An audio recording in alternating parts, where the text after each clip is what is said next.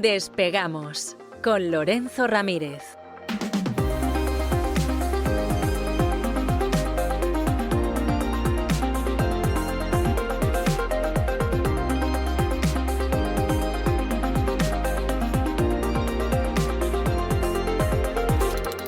Corremos raudos y veloces hacia nuestro avión, atravesamos el umbral, nos tiramos en plancha sobre los asientos, nos abrochamos los cinturones,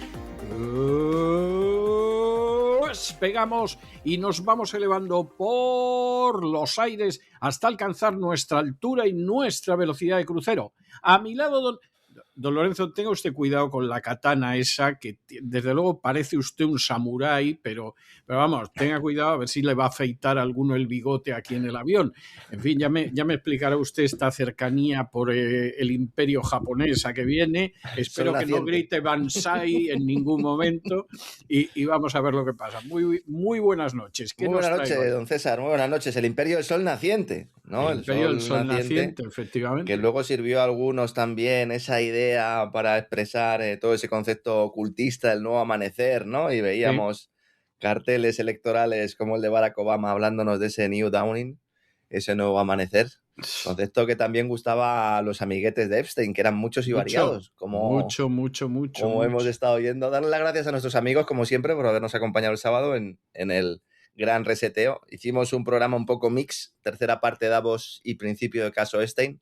Vamos a seguir el fin de semana que viene, sobre todo estudiando, y entraremos a fondo en ulteriores o en posteriores programas en qué puede ser verdad y qué puede no lo serlo tanto de esas filtraciones de Epstein, pero sobre todo vamos a entrar al aspecto geopolítico y el ámbito de la pelea, de la gran pelea del Estado profundo entre el viejo mundo de la élite industrial y el nuevo mundo de la élite de la tecnología, de la biotecnología, de la industria del control, con la dictadura financiera apoyando a ambos bandos como siempre, ¿no? Para así garantizarse que van a poder ganar. Los Rothschild en esto, bueno, eran auténticos maestros, ¿no?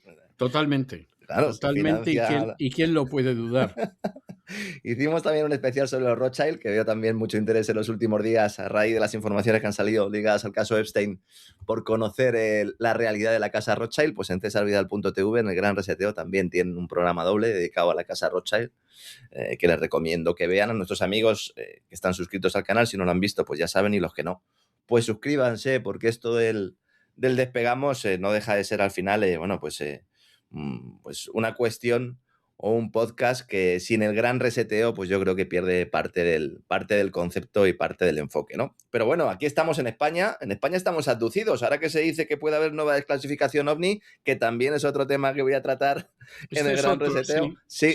Están muy dando la paliza con eso. Digo, si es que no hace falta que vengan y que abduzcan al personal, si los españoles estamos abducidos ya. Es decir, por aquí no va a haber posibilidad. ¿Qué elecciones en Aragón, don César? ¿Qué elecciones en Aragón? Bueno, qué bonito, ¿eh? Qué bonito. A mí no me pilla de sorpresa lo que ha pasado en Aragón y ahora ahí la tienes, bailala, que dirían también allí, ¿no? O sea, y ahora a ver cómo te mueves con eso, ¿no? Dicen de Azcón, es el primer presidente de Aragón, del PP, que repite en el cargo. Esto sí que se puede poner la medalla. Dicen de este tipo que le gusta la política más que comer con los dedos, don César. Como a todos ellos, o sea, nos han descubierto mucho, sí. Una curiosa forma, ¿verdad?, de definirlo. Se supone que el articulista que estaba escribiendo el texto, o el que hacía referencia a esta expresión, era del Heraldo de Aragón, con lo cual muy en contra no tiene que estar. Heraldo de Aragón, que no sé por qué razón, a pesar de haber cedido el espacio para que un servidor presentara su libro allí hace un par de semanas, no envió ningún periodista al Heraldo de Aragón, ni para hablar conmigo, ni para entrevistarme, ni para hacerme ninguna pregunta. Entiendo que ellos ya pues se lo saben todo y no les interesaba lo más mínimo que el diablo estuviera entre nosotros. Bueno, pero yo le puedo decir, porque claro, esto es conocido y en última instancia yo estoy seguro de que no les molestará lo más mínimo. El Heraldo de Aragón tuvo a un periodista, conocidísimo escritor de ovnis y materias adheridas, que se inventaba las entrevistas. Entonces se supone que tenía que ir a las presentaciones de gente que recalaba en Zaragoza y pues entrevistaba al autor, no iba nunca, y se inventaba al día siguiente la entrevista, y como al día Pues voy a siguiente, mirar. como al día siguiente el autor se había marchado, pues no hubo quejas. Pero tuvo la mala suerte de que una de esas veces que decidió no ir y mandó la crónica, llovió de lo lindo y se suspendió la presentación. Y entonces el Heraldo de Aragón publicó una magnífica crónica de una presentación que nunca tuvo lugar. Qué Y bonito. claro, sí, ahí la cosa se le puso mal al autor que no me extraña lo de los ovnis, porque seguramente en aquel momento se hubiera subido en un platillo volante para desaparecer de Zaragoza.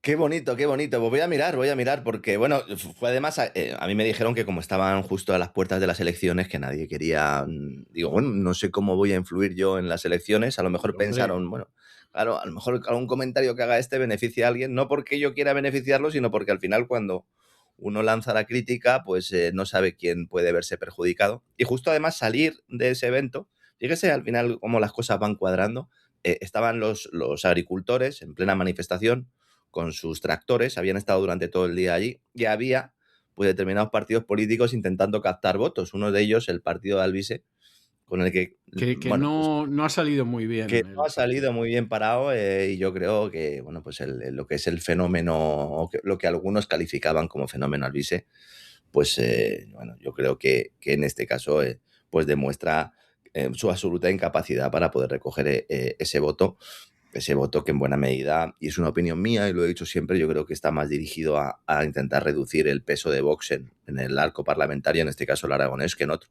El tema del agro es muy importante, y es muy importante en la comunidad de Aragón, porque ya sabe usted, don César, que han decidido primero cambiaron el agro por las energías renovables, Sí. sobre todo molinos, aerogeneradores, y ahora cambian el agro por los centros de datos.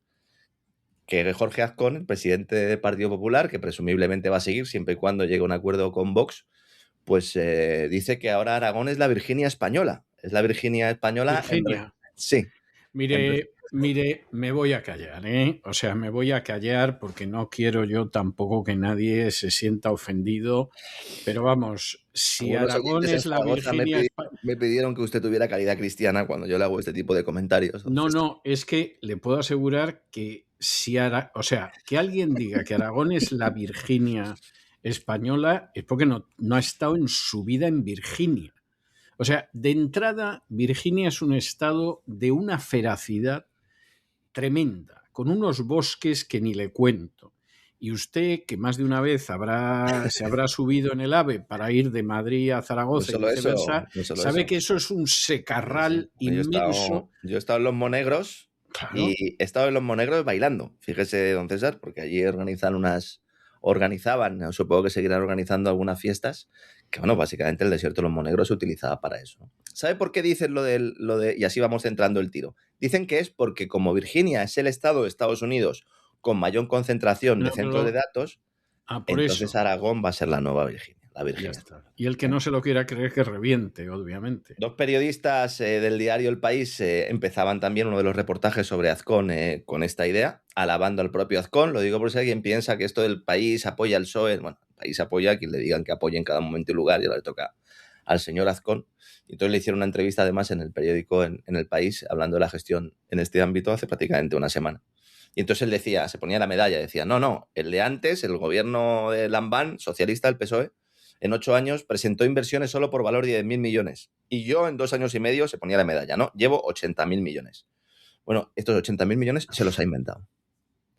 Se los ha inventado. O sea, la cifra que puede estar más cercana de inversiones prometidas, podríamos estar hablando de unos 48.000 millones, tampoco está mal, ¿eh? Entre 2019 y 2025. No está mal, ¿no? Amazon, hemos hablado ya de los servicios de la nube de Amazon, tiene operativos 3 centros de datos de más de 50 megavatios de potencia instalada, que estos se llaman los hiperescalares, por si alguien lo escucha por ahí, son centros de datos grandes, para que nos entendamos. Está ampliando y va a poner una cuarta instalación. Microsoft, como quieran decirlo, tiene luz verde para construir otros 3 de estos. Entonces, y luego a eso se suman otros. Habría una treintena aproximadamente de proyectos de envergadura, donde también está ACS, está Blackstone, no BlackRock, sino Blackstone, los del fondo. Blackstone es uno de los grandes fondos también de inversión, y lo que están haciendo es salir del ladrillo español para entrar en los centros de datos. Pero claro, aquí hay un problema. Bueno, en primer lugar, si todos estos salen adelante, van a consumir ellos solos 5 veces la energía de todo Aragón. La energía eléctrica. Bien. Pues Bien. era lo que faltaba ya, que en Aragón hubiera cortes. O sea, ya Bueno, ya lo decía Larry Fink, ¿no? Bueno, Sí. el otro en Davos, y lo explicábamos en el programa, dicen, no señores, es que no va a haber energía para todos. Diga, pero usted no estaba diciendo que con los aerogeneradores y los paneles fotovoltaicos, dice, no, si es que ahora ya hemos pasado a otra pantalla. No, eso no sirve para los centros de datos. Antes de los centros de datos podía tener sentido, pero no, porque los centros de datos tienen que estar conectados todo el rato a la red, además de necesitar agua, etcétera, etcétera. Muy bien, ¿y entonces qué hacemos? Dicen, no, entonces habrá que darle prioridad a los centros de datos. Claro. Como prioridad, sí, no solo sobre otras industrias, sino sobre los particulares. Claro. Estamos hablando, el centro de datos, para quien no sepa lo que es, o sea, cuando uno piensa en la nube, sobre todo esto lo digo por personas a lo mejor que son un poco más mayores o que no entienden muy bien el concepto de nube. La nube en sí, eso de que los datos se suben a una nube, todo eso es falso. O sea, siempre hay un sitio físico donde se almacena todo. El centro físico es un servidor. Y el servidor pues tiene que estar encendido, tiene que estar refrigerado y tiene que estar todo el rato, pues funcionando. Esos sistemas luego tienen sistemas de copia, de backup, etcétera, etcétera. Pero tienen que estar funcionando día y noche de forma ininterrumpida. Entonces, es el lugar en el que se computan ahí lo que nosotros conocemos como los servicios en la nube. Pero los programas, los que se ejecutan en remoto. Tú a lo mejor puedes tener una castaña de ordenador, pero estás realizando cualquier tipo de actividad con un software en la nube. Esto se ha popularizado mucho ahora con el tema de los videojuegos. Puedes tener un ordenador que sea una patata y estás jugando en la propia nube de Microsoft, de Xbox. Todo va un poco orientado a todo eso. Y también se alojan todos los datos que no estén guardados en un dispositivo físico en nuestras casas, o a lo mejor puede estar. Entonces, hay un boom de infraestructuras que tiene que liderar a todo este sector y que tiene que ver fundamentalmente también con que los centros de datos se entrenan y se da servicio a los sistemas de inteligencia artificial. Es decir, ese sería el concepto.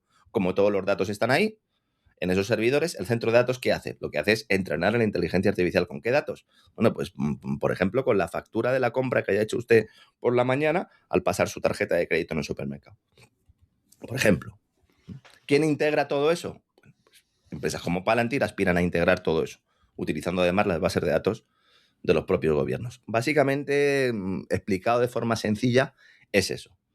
Muy bien, en ese contexto estamos, vale. Entonces, ¿qué hacemos? Cambiamos el agro por los centros de datos. Este es el mensaje que ha permitido, sobre todo a Vox, ganar enteros en la comunidad aragonesa. Claro. Ese es el análisis que hago yo. Digo, bueno, pues sí, claro, ellos defienden el campo, ellos defienden el sector primario, pues evidentemente, además de los propios regionalistas, que también tendrían un discurso parecido. El que intente... Bueno, por eso Sí. la Chunta, claro, que es la Junta aragonesista, Eso es. la Chunta, ha pegado un estirón tremendo. Por cierto, que ayer me tocó ver en un periódico una crónica que decía qué es el Chunta y por qué ha crecido. El Chunta, muy el bien. Chunta. Muy y yo bien. cuando vi el Chunta dije, anda, que aquí la Pero periodista... ¿no se acuerdan de los tiempos de la bordeta y todo eso? ¿Ya no nos acordamos? No, porque seguramente esta chica es joven y lo mismo becaria y ni ha conocido a la bordeta ni cuando... Y a lo mejor se cree que es Pío Baroja, Pío Moa o quien sea. Era de la Chunta y entonces pone el Chunta. Digo, sí, el Chunta, claro, sí.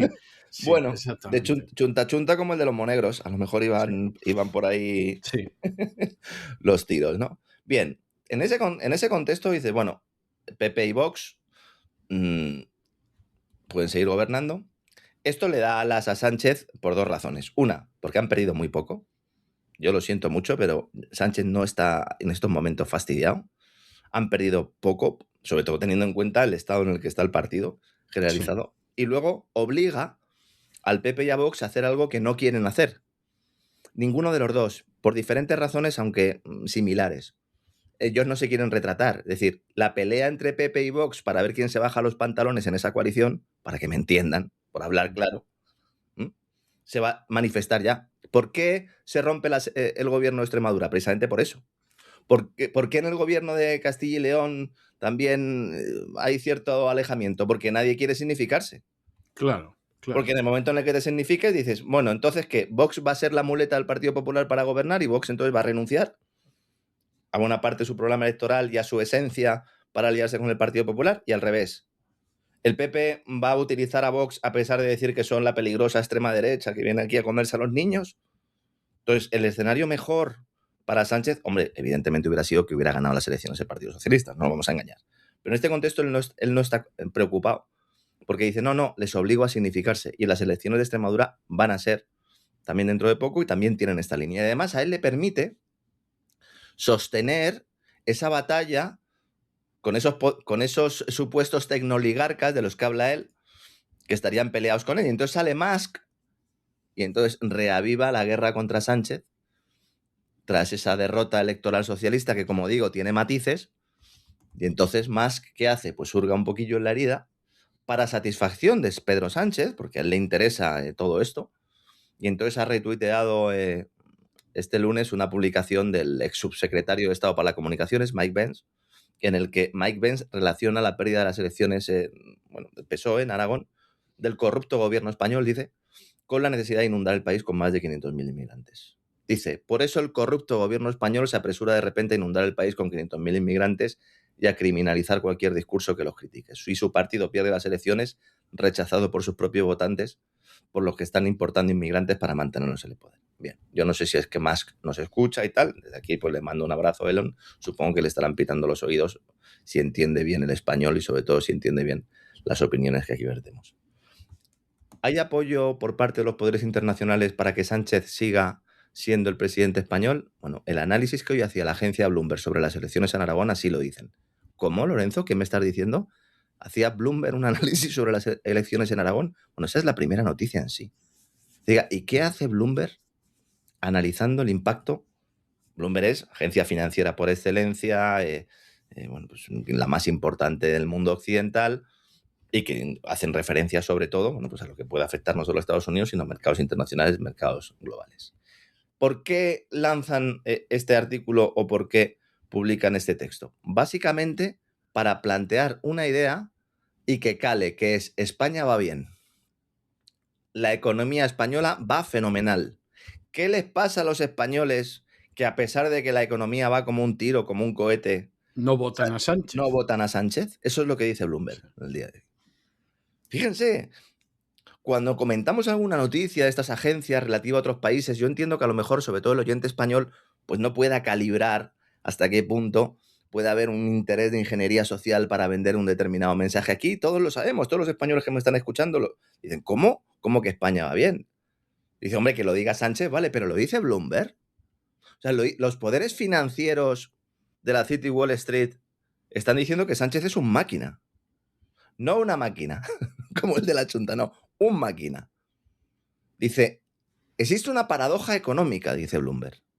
El gobierno de Sánchez ha logrado en los últimos años uno de los mayores ritmos de crecimiento entre las grandes economías de la Unión Europea, con el desempleo por debajo de los niveles previos a la crisis financiera, una deuda pública en descenso y una previsión de expansión del 2,2% para 2026.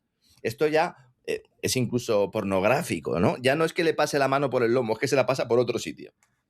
Bueno, es verdaderamente impresionante lo bien que están ustedes en España, don Lorenzo, y cómo se empeña usted en negarlo. Claro. No le digo ya Soy don un negacionista. Roberto Centeno, o sea, ya no le quiero contar don Roberto Centeno, que incluso echa exabruptos. Yo no sé cómo se atreven ustedes a hacer eso con lo bien que funciona España y lo bien que va económicamente, que lo dice Bloomberg. Lo dice Bloomberg. Dice, oiga, y el articulista de Bloomberg ha entrado, no sé, a los datos de la contabilidad nacional trimestral de España, esos que siempre desglosa don Roberto Centeno, o algún tipo de nota de prensa del propio gobierno o cifra real donde se descomponga el crecimiento económico, ¿de dónde viene?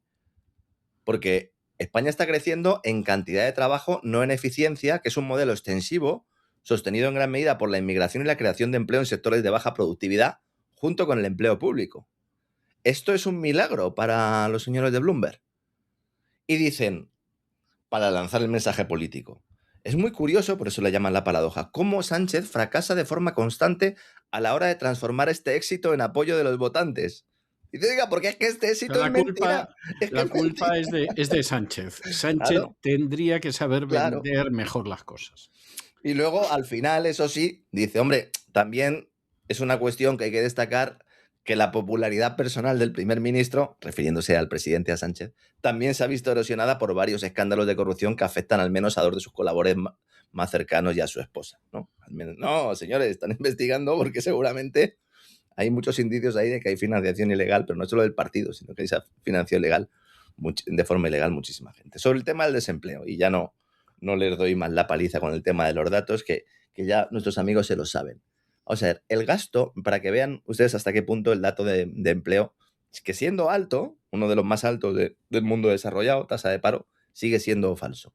Miren, el gasto en prestaciones de paro, las prestaciones por desempleo, lo que se le da a alguien cuando no está trabajando y tiene derecho al paro, pues este gasto, desde que Sánchez está en el gobierno, ha crecido un 40%. ¿De acuerdo?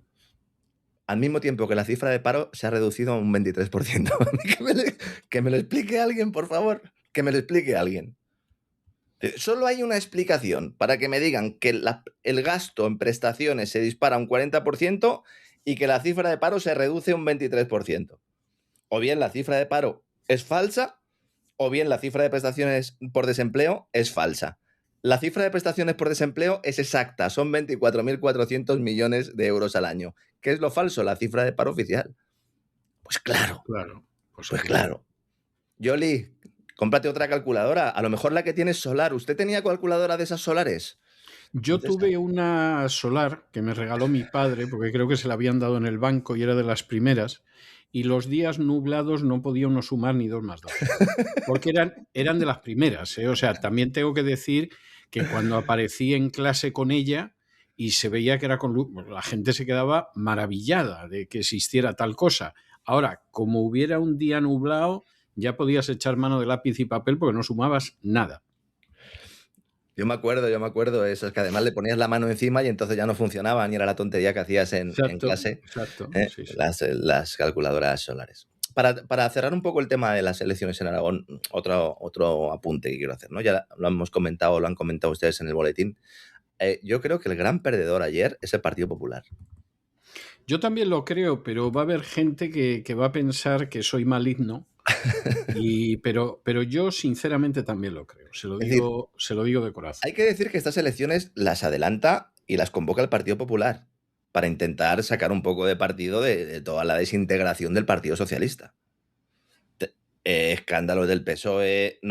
Esto no lo sabían, pero también ha sucedido en medio de la campaña los accidentes ferroviarios, el castigo a la comunidad de Aragón en la propuesta de nueva financiación autonómica de Lady Triana, nuestra querida amiga la ministra de Hacienda, y luego presentándonos a Azcón como un tipo listo, inteligente, que es capaz de atraer capitales extranjeros, que es buen gestor, etcétera, etcétera, ¿no? En comparación con lo que tiene enfrente, porque claro, es que lo que tiene enfrente este señor en el Partido Socialista Aragón es tremendo, ¿no? Entonces, no lograr aumentar tus escaños, de hecho perder posibilidades o perder incluso también en intención de voto, pues yo creo que es un mal resultado, ¿no? Por cierto, me pregunta mucho la gente, porque ahora ya por lo visto no aparecen en los gráficos el dato de abstención, no quieren que se sepa que el 32% del censo electoral no acudió a las urnas. Esta es una cifra que más o menos es la media histórica de la comunidad. No ha habido un incremento de la abstención, estaríamos hablando de un 30%, que yo sé que hay muchos de nuestros seguidores que, bueno, pues que consideran que no hay, o que ellos no van a votar. Yo ya lo he dicho en muchas ocasiones y bueno, pues cada uno participa y es cómplice del sistema como considera oportuno. Claro, siempre que hay elecciones en España, yo ponía de forma bastante provocadora, ¿no?, en las redes sociales, ponía un gráfico del reparto del arco parlamentario aragonés y decía, esto es una lección para todos los que siguen creyendo que los votantes castigan la corrupción. Y no ha faltado aquel que me ha dicho, no, esos resultados no son de verdad, esos son los resultados que quiere Indra. Dice, vamos a ver, entonces, todas las elecciones que se celebran en España, los resultados son los que dice Indra y por lo tanto Pedro Sánchez. Es decir, Pedro Sánchez ha hecho que los resultados electorales se hayan manipulado para que sean los que hemos ya estado comentando hasta este momento. ¿Existe alguna evidencia de que Indra manipule esos datos? ¿El sistema electoral español tiene garantías para que no se produzca una manipulación de esos datos? Exactamente, Indra, ¿qué hace? ¿Consigna todas las cifras y todos los resultados de los distintos colegios electorales o es capaz de inventarse unos nuevos resultados? Yo ya he dado mi opinión sobre esto. Opinión, además, fundamentada en el estudio de cómo funciona el mecanismo electoral. Sé que hay otros autores, otras personas, algunos de los cuales admiro, que están absolutamente convencidos de que hay un pucherazo electoral. Yo, por mi parte, No lo creo, ya un pucherazo electoral. No lo creo. ¿Puede haber influencia a través del voto por correo? Sí, eso más o menos quedó demostrado ya en su momento. Pero a través del proceso de Indra, yo creo que no. Es más, aquí el problema es no asumir, sobre todo cuando los tuyos no tienen los resultados que tú quieres, no asumir el darte cuenta de que realmente vivimos en un país de borregos. En un país abducido, si queremos denominarlo así. En un país que no castiga la corrupción, que van a votar casi siempre a los suyos o no van a ir a votar. Es decir, esa sociedad madura que es capaz de modificar ciertas creencias, ciertas ideologías, al ver cómo el emperador está desnudo, cómo sus líderes políticos les dejan en la estacada, incluso que apuesten por nuevos partidos políticos que luego rápidamente se le ven las costuras, todo eso es inexistente. Alguno dirá, bueno, eso no existe en ningún país. Bueno, pero en España menos. España menos. Y lo digo con tristeza. Lo que pasa es que yo esto ya lo asumí hace mucho tiempo. Cada uno tendrá su opinión, insisto.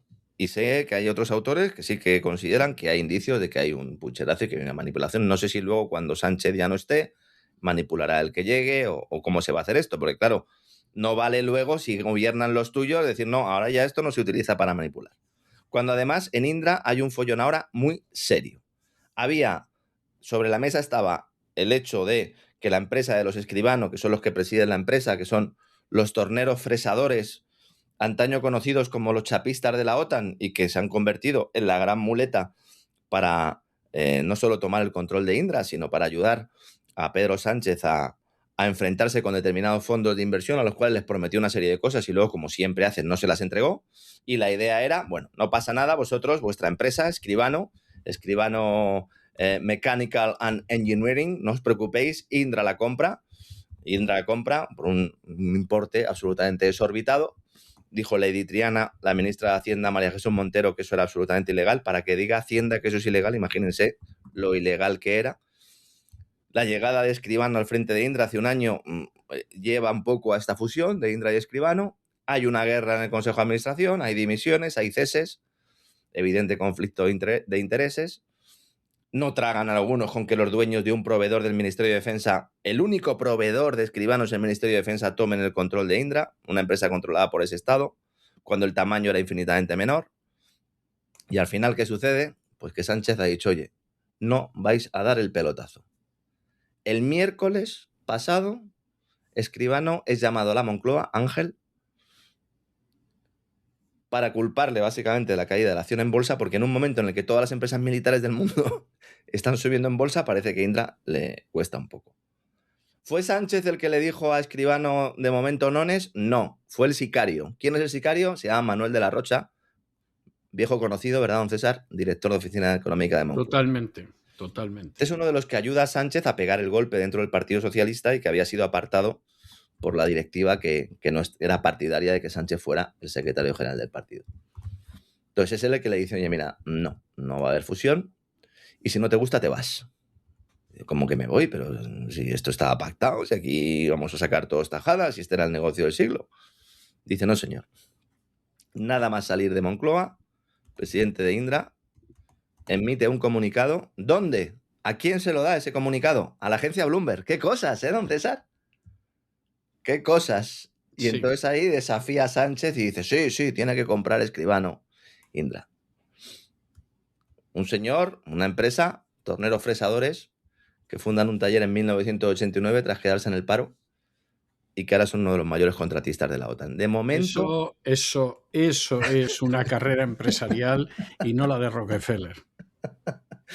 Fíjese cómo será la cosa y los fantasmas que está viendo Sánchez, que temen que Escribano, igual a que han pactado con ellos, puedan pactar con un futuro gobierno del Partido Popular y Vox y que entonces se quede sin tener ese cierto control de Indra, que es pues el máximo exponente, ¿no?, del complejo militar español. También tiene un área de tecnología, pero fundamentalmente eso. Entonces, ¿qué es lo que pasa? Y esto es lo que pues un poco se dice en el Palacio de la Moncloa. Dice, no, es que lo que quiere Escribano es blindarse precisamente ante el previsible cambio de gobierno. Entonces, si va a haber cambio de gobierno, yo digo que me enfrento con Sánchez para intentarme quedar después. acuerdo? Bueno, bien. Bien, o sea, a la hora de realizar actividades de trileros, desde luego que son buenos, o sea, son realmente buenos en su trabajo y desde aquí hay que agradecérselo, ¿no? Bueno, Indra, el 28% es del Estado. Entonces, lo que hacían Escribano es, no, miren, el valor de la empresa serían 1.500 millones, 2.000 millones, vamos a hacer un canje de acciones, entonces como no me lo vais a dar todo en cash, resulta que al final Escribano se haría con una importante parte del capital de Indra. Y claro, Sánchez no quiere que le hagan sombra.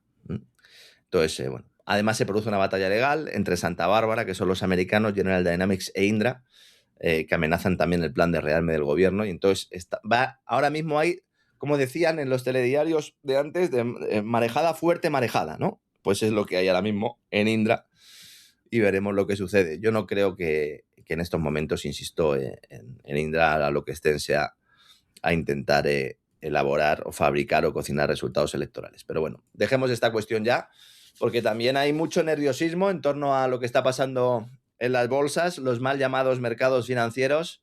Está todo el mundo un poco asustadillo, don César, ¿eh? Está asustadete el personal. Y eso que Takaichi ha ganado las elecciones japonesas, la bolsa japonesa sí que sube, por eso vengo yo de Imperio del Sol Naciente, ¿eh? Y están muy contentos en Japón, no tanto en Estados Unidos porque el interés de la deuda no para de subir. Vamos a ver cómo explico esto, porque también he tenido algunas conversaciones este fin de semana con gente que sabe de esto. Vamos a ver, hay que ver, fíjense que cuando se nombra Kevin Walsh, el yerno de Lauder, presidente del Comité Internacional Judío, el que le metió en la cabeza a Donald Trump la necesidad de ir a por Groenlandia, tipo que es uno de los pocos miembros de la élite sionista que no aparece en los papeles de Epstein, porque seguramente, o a lo mejor, o no sé, es algo que me da miel la nariz, a lo mejor es uno de los nombres que han tachado, don César, ¿no? Porque, oiga, ¿por qué se han tachado unos nombres y otros no? Bueno, y en cualquiera de los casos, ¿por qué se hayan tachado unos y otros no? No persiguen a nadie. O sea, esto es lo que a mí... Alguno ha dimitido porque a lo mejor le han dicho en su casa, sí. Oye, macho, por ahí no, ¿no? Por ahí no, que no es lo mismo por ahí no, que por ahí no lo he hecho nunca, también hay que decirlo. No, pero es algo tremendo. Yo le he dedicado hoy el editorial hablando precisamente de cómo había una terminal de la organización de Epstein, nada menos que en Barcelona. Sí, entonces, sí. Esa es la historia. Y entonces la cuestión es, pero bueno, vamos a ver, con todo lo que ha salido, que es para que caigan gobiernos, y lo único que ha pasado es que ha dimitido algún británico. O sea, esa es la realidad. Eso es así. La de ACNUR también, alguna embajadora que ha dicho, bueno, oiga, usted... pero poco, la verdad poco, pero yo lo que quiero saber es por qué la pasividad de los jueces y de la policía. Lo vamos a ir analizando en los próximos gran reseteos, pero esto es una operación psicológica del libro, que es, yo lanzo un montón de mensajes donde introduzco además absolutas barbaridades y aberraciones con cosas que al final pues quedan en agua de borrajas, porque ya que un tipo robe, pues nos parece hasta normal comparándolo con que pueda abusar sexualmente de un crío. Y entonces llega un momento en el que la información es tal y de tal magnitud que la única opción para mantener cierta cordura es eludirla. Es decir, como si pasara una ola, que pasa la ola, te mojas, ¿no? Y ya ha pasado la ola, pero tú sigues adelante. Pues es uno de los componentes de esta desclasificación sui generis, porque como digo, algunos nombres no aparecen y aparecían en los originales de esos documentos, algunos de los cuales pues ya teníamos en nuestro poder los que hemos estado investigando este caso. Luego encima sale ahora Associated Press, otra de las agencias de información, de noticias, de desinformación, se podría decir, ¿no? Más importantes no solo de Estados Unidos, sino del mundo. Y pues, aproximadamente el 70 al 80% de la información internacional que entra o que publican las agencias de noticias nacionales en Occidente, toda esa información internacional viene de Associated Press. Dicen que ellos han estado viendo los documentos internos del Departamento de Justicia de Estados Unidos, documentos que no se han hecho públicos, y que lo del abuso sexual y la red de tráfico sexual de menores, que no era, que esto no existía, que Epstein no operaba ninguna red de tráfico sexual. Nada, en absoluto, nada, ¿no?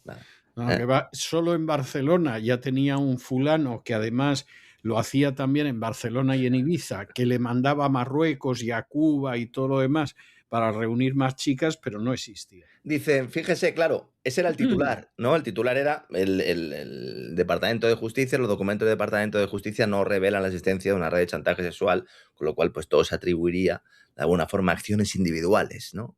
Claro, dicen, mientras los investigadores recogían amplias pruebas de que Epstein abusó sexualmente de niñas menores de edad, es decir, solo él, encontraron escasa evidencia de que el financiero que contaba con amplios contactos llevara una red de tráfico sexual que servía a hombres poderosos. Bueno, pero esto sabe usted que es como cuando el director del FBI, Edgar Hoover, Sí, decía que en Estados Unidos no existía el crimen organizado, que eso claro. de la mafia era un invento de Hollywood. Y el tío se quedaba tan fresco.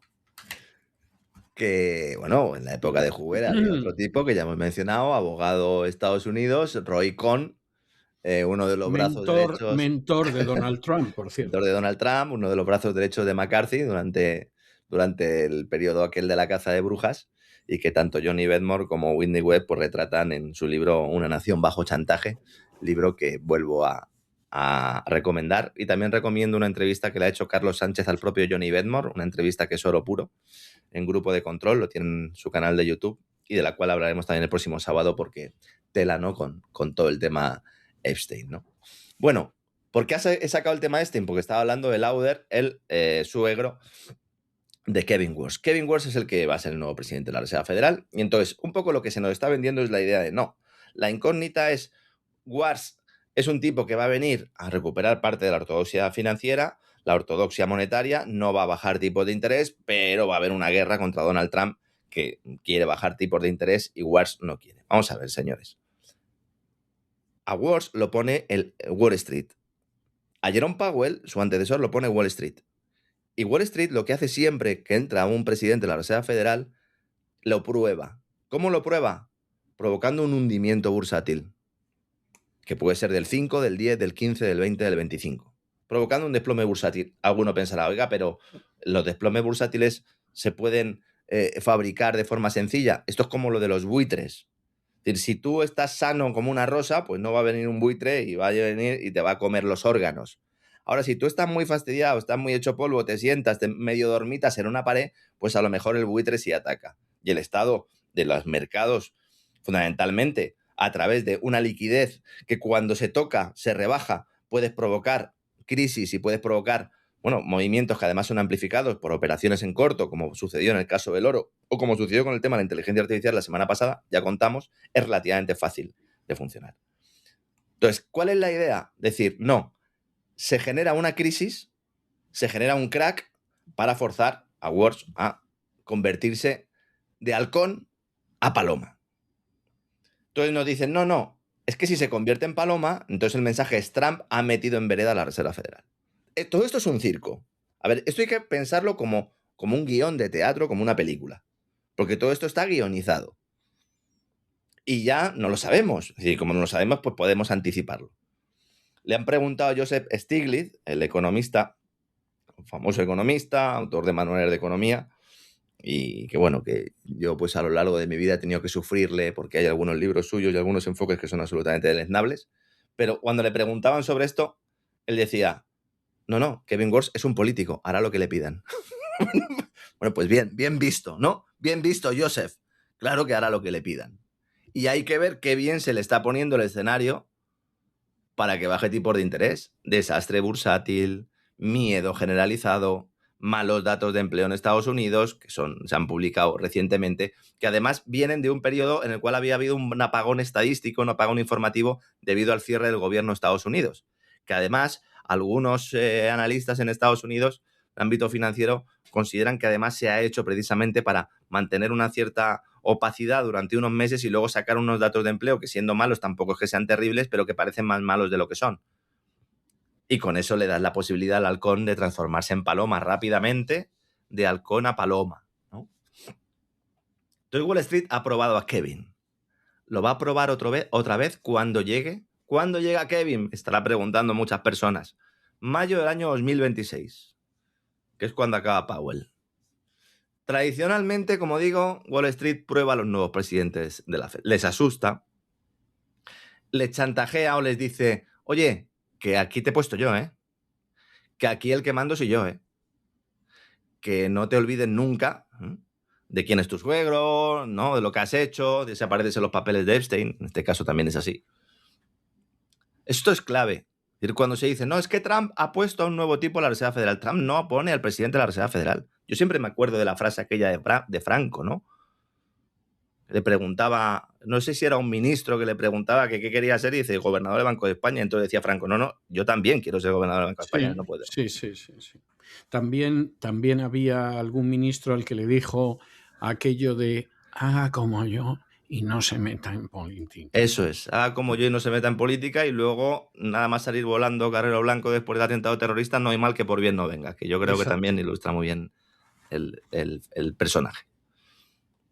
Alguno me dirá, bueno, entonces ¿quién pone al presidente de la Reserva Federal? Pues JP Morgan y el resto de grandes bancos de inversión. Exactamente. Goldman Sachs, Bank of America, Citi, Morgan Stanley, que son los que cuando se produce un crash lo provocan. Mire, hay una anécdota que es desconocida, pero es muy importante. Charles Lindbergh, que es el que cruzó el Atlántico en un solo vuelo, en un avión que se llamaba el Espíritu de San Luis, y que fue un personaje que durante mucho tiempo fue la pesadilla de Franklin Delano Roosevelt, porque pretendía presentarse a las elecciones presidenciales en Estados Unidos con el eslogan de no dejemos que los judíos y los ingleses nos metan en una Segunda Guerra Mundial. Bien. Tuvo un padre que también se llamaba Charles Lindbergh y que realmente es desconocido en general. Charles Lindbergh opacó totalmente a su padre. Pero el padre escribió 2 libros que procuraron que se destruyeran y nunca se pudieran volver a publicar. El primero fue en contra de la Reserva Federal, advirtiendo de lo que significaba la creación de la Reserva Federal, y el segundo fue diciendo por qué Estados Unidos había entrado en la Primera Guerra Mundial en contra de los intereses del pueblo americano. El de la Reserva Federal consiguieron sacarlo de la circulación, prohibirlo, y de hecho parece que alguien conservó algún ejemplar y bueno, han ido apareciendo facsímiles, etc.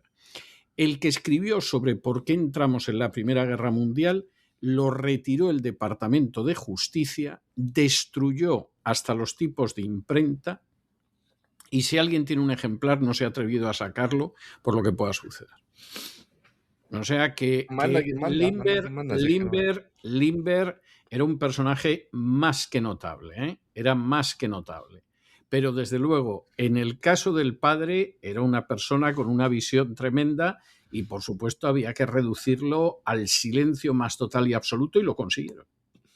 Todo esto que estamos contando aquí en la Reserva Federal son plenamente conscientes de ellos porque trabajan en ese proceso. Entonces, no puede ser un halcón. Y cuando actúe como un halcón, para que nos entendamos, es o bien no bajar tipos de interés, o bien reducir el balance de la Reserva Federal, reducir el nivel de compras que hace la Reserva Federal para mantener de forma artificial a determinadas compañías, etcétera, etcétera. Entonces, si es halcón, estará siendo halcón para provocar la caída. Es importante que entendamos esto. O sea, no tiene capacidad de decisión individual. Si él entra siendo halcón, es para luego rápidamente convertirse en paloma. Es decir, subo tipo de interés o bajo tipo, o los mantengo como están, anuncio una reducción de balance, provoco una cierta caída en la bolsa con mis amigos de Bank of America, Citi, compañía, sabiéndolo antes, para luego comprar barato lo que antes vendieron caro. Uno dirá, bueno, pero ¿esto qué es? ¿Esto es que es un juego de trileros? No es un juego, son trileros. No es que la mesa en el casino esté manipulada o que la ruleta tenga. No, es que absolutamente es un juego de trileros. Si el inversor particular es capaz de ir de la mano de los movimientos que hace esta gente, se forra. Ahora, eso es realmente lo difícil. Para eso tienes que ser, por ejemplo, congresista de Estados Unidos. Entonces te forras. O tener acceso a las variables que anticipan ese tipo de movimientos. Por eso hay analistas técnicos que son capaces de anticipar todo esto, gracias a algoritmos, matemáticas. Pero el común de los mortales se la come con patatas. Se la come con patatas. Entonces, cualquier intento de endurecer las condiciones detonará una crisis de deuda que nadie podrá detener. Si no baja tipos, entregará liquidez por la puerta de atrás, pero la liquidez no puede parar, porque entonces todo explota. El tema es el ritmo al que se suministra esa liquidez. Para que tenga claro Wars que al final va a depender de los señores de Wall Street, lo mismo que Scott Bessent, el secretario general del Tesoro, que tiene los mismos jefes, Bessent ya ha dejado caer que igual que han procesado, que han investigado penalmente a Jerome Powell por el tema de la reforma de la sede de la Reserva Federal, a lo mejor también le pueden demandar a Walsh. Secretario del Tesoro, Bessent, que es un hombre de Soros, le han preguntado, ha tenido una intervención parlamentaria, ha hablado de muchas cosas, le han preguntado y dice, oiga, ¿y también a Kevin Walsh se le podría procesar de alguna forma? Y dice, bueno, eso dependerá del presidente. Dirá, aquí haremos lo que diga Donald. No, haremos lo que digan los amos de Donald y los amos de Scotty y los amos de Kevin, que son los señores de Wall Street, City Wall Street. Y al mismo tiempo hay otra idea fundamental y que está generando también mucho debate, y es lo que quiere Kevin Walsh es hacer una reforma dentro de la Reserva Federal para volver al escenario que había en 1951. ¿Qué pasa en 1951? Se limitó la presencia de la Reserva Federal en el mercado de bonos. Algo que hoy en día ya no es así. ¿Por qué? Porque han comprado billones de dólares en valores durante la crisis financiera mundial, la crisis del COVID. Así que cuando Trump ha puesto a Walsh como próximo presidente de la Reserva Federal, muchos han dicho, oiga, ¿va a volver a ese escenario de fusión entre el Tesoro y la Reserva Federal? Esto acaba con cualquier tipo de posibilidad de que el gobierno controle la hacienda o que controle la oferta monetaria, para que nos entiendan todos nuestros amigos. Porque a lo mejor, bueno, esto es un lío. No, lo que quieren fundamentalmente es eso. Miren, no somos independientes, nunca hemos sido independientes. Con lo cual creamos una correa de transmisión. Por si acaso en el futuro algún secretario del Tesoro o algún presidente de la Reserva Federal no tiene cadáveres en el armario, no aparecen los archivos de Epstein como el señor Walsh, pero sí tiene que ser controlado. Y mientras tanto el dólar pues sigue devaluándose. Y Amundi, la gestora francesa, dice, no, es que hay que vender dólares. Amundi es la principal gestora de Europa. Les iba a llamar los BlackRock de Europa, pero bueno, para que nos entiendan nuestros amigos, ¿de acuerdo? Porque es la principal gestora de Europa. Tienen 2,4 billones de euros en activos. Han hecho público que están vendiendo dólares. Bueno, pues claro. O sea, si el dólar se está devaluando, una gestora lo que hace es vender dólares. ¿Y con eso qué hace? ¿Genera más devaluación? Sí. Pero el dólar es el dólar. Y esto es algo que no podemos perder de vista, porque yo sobre todo veo a muchos analistas del entorno BRICS que rápidamente se van al otro extremo. Yo aquí en este aspecto sí que recomiendo leer a Daniel Baeza, el economista Daniel Baeza, que a mí me costó entenderlo, pero al final creo que él es el que más se acerca a todo esto.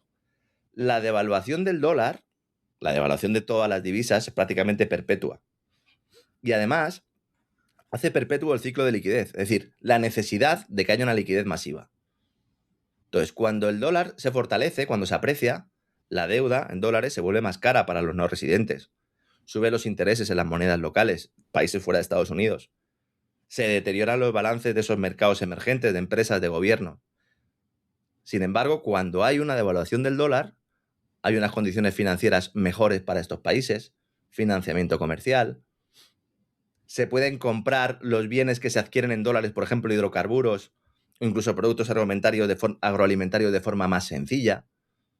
Entonces, paradójicamente, y esto sí es una paradoja, no como la que mencionaban nuestros amigos de Bloomberg, si tú devalúas el dólar, lo haces más atractivo.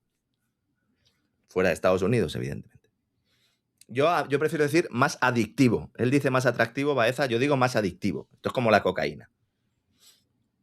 Por eso le interesa a Donald Trump también mantener esa postura. En un contexto en el que China está diciendo todo lo contrario. No, yo quiero apreciar mi divisa. Yo quiero aspirar a ser, en un momento dado, que mi moneda sea reserva de valor.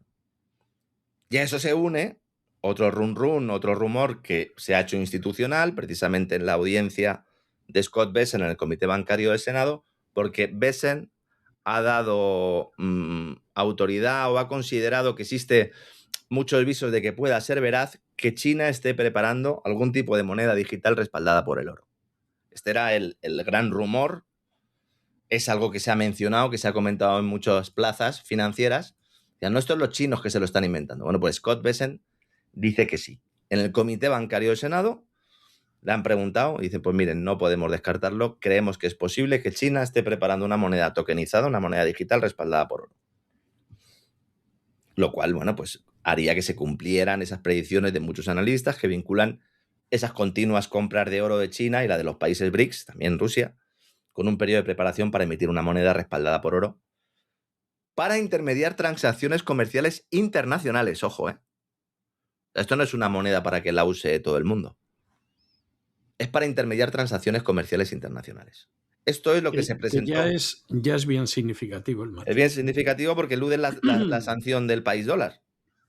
Es decir, si yo puedo hacer transacciones comerciales en una divisa que no sea el dólar, pues eludo.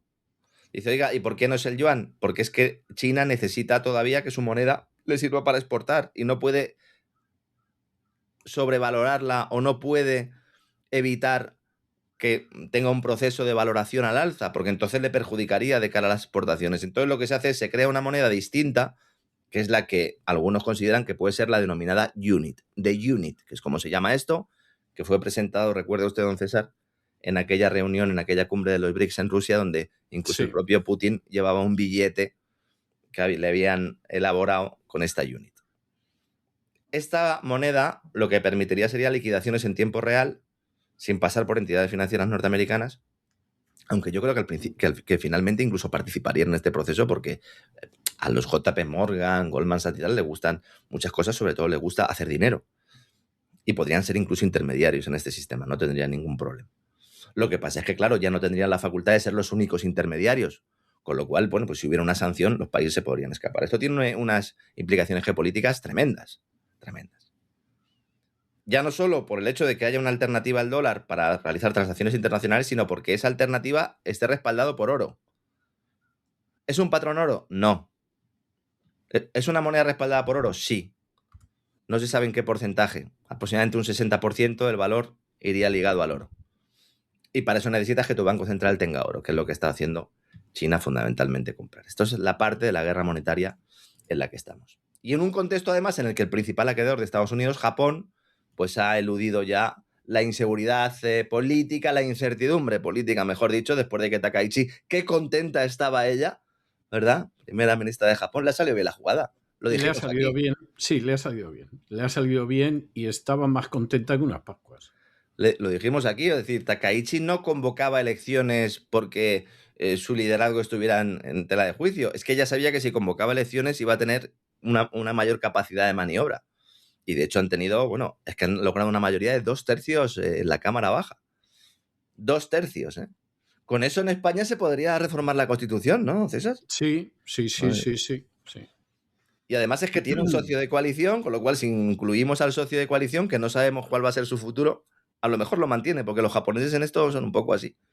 Veremos si el partido... Es el Partido Liberal Democrático, como se llama el de Takaichi. Ya los conceptos ya han perdido la esencia, ¿no? Totalmente. Etimológica ya. No significan absolutamente nada. Como en la vida de Brian, ¿no? Cuando se encuentran allí en el túnel y cada uno no sabía, era de un movimiento terrorista distinto, ¿no? Y no sabía si era de Liberación Nacional, terrorista, si era de un tipo... Partido Liberal Democrático. Entonces, madre mía, pues nada, las acciones a las nubes, todo el mundo ya habla del Takaichi Trade. ¿Cómo son también, no? Antes se llamaba de las Abenomics, ¿eh? Decían, no, es que Shinzo Abe ha creado un nuevo modelo económico, el mismo de siempre, el mismo que ha tenido Japón siempre. O sea, como que eso de que Abenomics. Bueno, pues ahora es el Takaichi Trade, donde nos dicen los grandes financieros, los mercados confían en que sus políticas económicas, vistas como una continuación de las Abenomics, lo ve don César, centradas en el crecimiento, apoyen la renta variable. Fíjense qué capacidad de manipular el lenguaje es. Miren, cómo va a seguir creando liquidez y dinero de la nada a costa de reducir el poder adquisitivo, a costa de castigar el yen y a costa de poner en riesgo el pago de la deuda pública japonesa, pero es bueno porque va a fomentar el incremento de la renta variable, que son los que reciben la pasta. Oiga, ¿y el pueblo? No, el pueblo que se fastidie. El pueblo que se fastidie. ¿Qué tiene que hacer Estados Unidos ahora? Primero, celebrar que Takaichi gane porque Takaichi es de las suyas, convencerla de que no se pase mucho con el déficit público y luego coger dinero del Tesoro de Estados Unidos y comprar yenes, que es lo que está haciendo en estos momentos. Aunque digan que no, lo siento mucho Scotty, lo siento mucho Kevin, Jerome, os hemos pillado. ¿Os hemos pillado? Hace ya mucho tiempo que os conocemos, ¿no? Y claro, en todo este contexto dirá, bueno, y entonces, ¿qué hay que irse a Bitcoin? Madre mía, Bitcoin, don César. Madre mía, el escenario en Bitcoin. Sigue cayendo, en el día de hoy sigue cayendo. Está por debajo de los 58.000 euros ahora mismo, según estoy viendo el dato. Un actor fundamental, activo especulativo, dinero o reserva de valor. El debate continúa. Esto es como si fuera una gran película. La pesadilla de los criptobros, titulaba algún medio español. Estaríamos hablando de que el Bitcoin, que no es que sea la criptomoneda de referencia, es que es la criptomoneda. El resto son otras cosas, ¿de acuerdo? Está por debajo de los 65.000 dólares, cuando llegó a estar en 120.000 tras la llegada de Trump al poder. Batacazo que además ha arrastrado a otros activos cripto como Ethereum, que es más que una moneda, es la plataforma sobre la que se va a desarrollar el sistema bancario tradicional, o Solana. Dice, oiga, ¿es un drama? ¿Ha provocado pérdidas millonarias? Hombre, depende de cuándo compró usted el Bitcoin. Es decir, si compró el Bitcoin hace 5 años, se está ganando un 74%. ¿Cuál es el problema? Que hay mucha gente que ha subido a este barco al calor de las recomendaciones de muchos influencers, bancos de inversión, que decían que esto no tenía techo. En el infinito, todos, a largo plazo, como decía Keynes, todos muertos, ¿no? ¿Es posible que haya elementos estructurales que respalden que un Bitcoin se pueda ir a 100, 200, 300, 400, 500 mil dólares? Sin ninguna duda.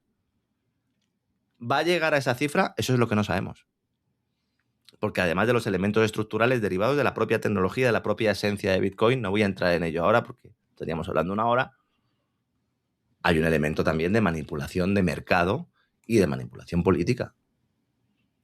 El precio se había inflado también en los últimos tiempos al calor del boom tecnológico, y cuando la inteligencia artificial ha mostrado ciertas costuras en bolsa, pues los primeros en vender, ¿quiénes han sido? Los grandes fondos.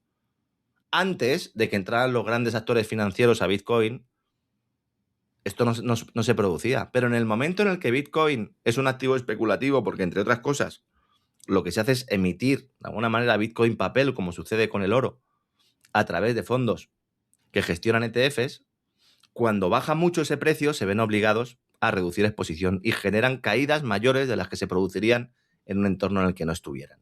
Siempre que se introduce el activo papel, lo que generas es volatilidad.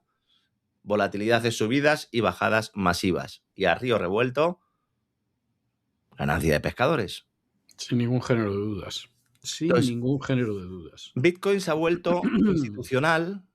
Es decir, aparecen inversores institucionales que también son inversores en muchos casos bajistas, que se concentran en derribar a las tradicionales ballenas, que eran los que tenían esos Bitcoin y que los tenían para aguantarlo en el tiempo y para, de alguna manera, que fueran reserva de valor en el futuro.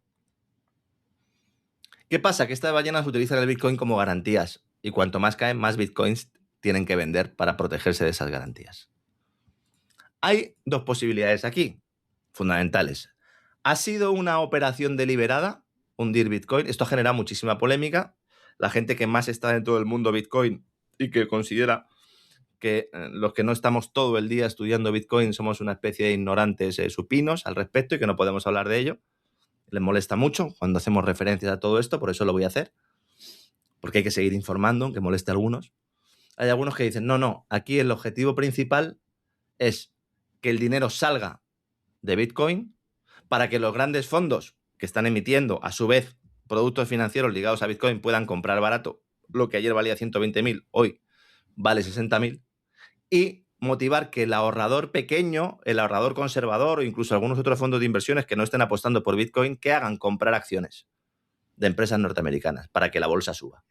Esa sería un poco una de las ideas, ¿de acuerdo? ¿Tiene sentido? Todo el sentido del mundo. Y esta estrategia respondería a intereses concretos. Facilitar grandes salidas a bolsa de empresas de la inteligencia artificial como SpaceX, como OpenAI, de esto ya lo hemos hablado. Aquí, permitir a gestoras como BlackRock realizar sus posiciones con elevadas plusvalías, mantener esa sensación de mercado alcista, de que todo va bien. Cuando aparezca lluvia de liquidez, cuando Kevin le dé otra vez a la máquina, Bitcoin volverá a subir. ¿Y luego podría volver a bajar? Bueno, pues es posible que vuelva a bajar, porque hay explicaciones también, más allá de la manipulación, si queremos denominarlo así, de mercado, que están sobre la mesa. El otro día Marc Vidal un poco hacía referencia a esto. Una vez que tú logras, por las razones que sean, una mayor adopción institucional y productos financieros alrededor de Bitcoin, que Bitcoin nace cuando Satoshi Nakamoto, el famoso paper, que no sabemos quién era Satoshi, ni cuántos eran, ni si estaba la CIA por medio, ni si recibieron dinero de Epstein o no. Bueno, eso sí lo sabemos, que recibieron dinero de Epstein, del círculo Epstein, también lo comentaremos en los próximos programas. La idea era tener un sistema de intercambio, dinero peer-to-peer, puro y duro. Luego ya progresivamente se ha ido transformando en una reserva de valor. ¿Qué pasa? Que cuando entran los grandes gigantes y crean productos financieros alrededor de Bitcoin, los ETF, los derivados, etcétera, etcétera, no, pues las caídas importantes, aunque sean más raras, no son inéditas. Cuando el precio baja un poco, se activan liquidaciones automáticas. ¿Por qué? Porque hay mucha gente que está endeudado y tiene Bitcoin como colateral. Cuando digo gente, no hablo de mí, de usted o de la tía Paqui, no. Lo que estoy hablando es de grandes jugadores financieros que están apalancados en BTC, en Bitcoin como colateral. Entonces, ¿qué pasa? Que cuando baja el precio tienen que deshacerse de él. Y entonces tenemos a exchanges, a las entidades que gestionan los grandes bancos cripto que venden por la fuerza, eso empuja aún el precio más abajo, se liquidan más posiciones y entonces va a seguir existiendo todo esto. Liquidaciones forzosas. Y luego tenemos dos grandes escuelas, que yo no sé cuál de las dos lleva la razón. Unos que consideran que sí, que da igual, que por mucho que intenten manipularlo, al final Bitcoin será la gran alternativa al sistema fiat, en su versión digital o en su versión física, y otros que no son don nadies, como Michael Burry, el que anticipó la crisis financiera, protagonista de la película y de la novela de Big Short, interpretado por Christian Bale, que dice que Bitcoin vale cero, o Rubini, Mr. Doom, hablando de Apocalipsis Cripto. Mi opinión es, una vez que tú puedes fabricar sintéticamente el suministro, aunque Bitcoin solo pueda emitir 21 millones de Bitcoin, pero si tú puedes hacer papelitos que puedan fabricar de forma sintética ese suministro, el activo ya no es escaso, y si desaparece la escasez, el precio es un juego de derivados, no es un mercado oferta y demanda. ¿Tiene un valor intrínseco? Claro. Seguirá subiendo aunque haya volatilidad porque su propia estructura, su carácter descentralizado, el blockchain, el hecho de que su emisión esté limitada a solo 21 millones, vale. Y unido todo ello al suministro de liquidez infinito del sistema fiat que hunde el poder adquisitivo de las monedas tradicionales, pues sí, todo esto son factores que seguirán elevando el precio del Bitcoin. Ahora, si usted entra cuando está en 120.000 y sale cuando está en 60.000, ha perdido usted la mitad del dinero que había metido ahí. Naturalmente. Claro. Naturalmente. ¿Quiere usted especular? Bueno, tiene distintas posibilidades. A lo mejor alguno piensa que es mejor ir al casino porque te lo pasas bien y a lo mejor ves a alguna señorita, te tomas una copa, mientras que pierdes ese 50%. O a lo mejor ganas. Y en estos casos, ya sabe usted, don César, en eso coincidimos mucho sobre el tema de las apuestas, ¿no? Hay que huir siempre de las apuestas. Totalmente. Lo peor es ganar. Totalmente. Lo peor de las apuestas es ganar, no perder. Es ganar. Porque entonces te vienes arriba. Y dices, hombre, claro, aquí se gana mucha pasta. Es verdad que la planificación monetaria es el gran reducto del control coactivo centralizado y que va a ir a más con toda la revolución digital. Lo he dicho, en mi libro le dedico un capítulo a ello.